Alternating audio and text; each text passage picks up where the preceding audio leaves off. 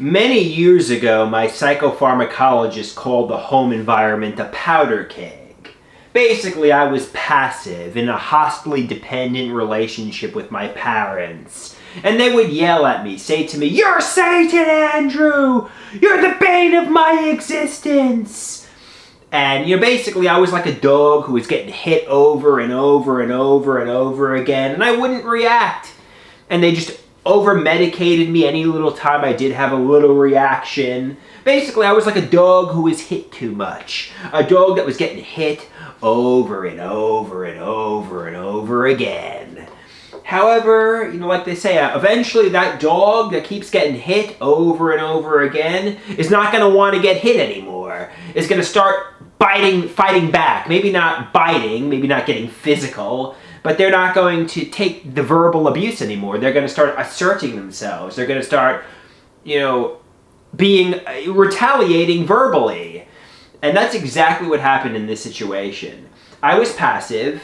I was getting abused. I was being called a burden. I was being called the bane of their existence. I was the scapegoat. All the problems were blamed on me. I was being pharmacologically abused. And like my psychopharmacologist said, this is a real powder keg. This is like a dog that just keeps getting hit over and over and over and over and over and over and over again. And eventually, sometimes a dog that keeps getting hit is eventually going to not want to get hit anymore.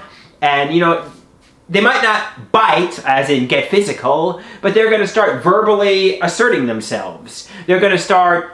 and somebody said, "Oh, you used to be such a nice, guy. You used to be so pleasant and peaceful." Well, eventually I set boundaries. I had enough of getting abused, and I started sticking up for myself.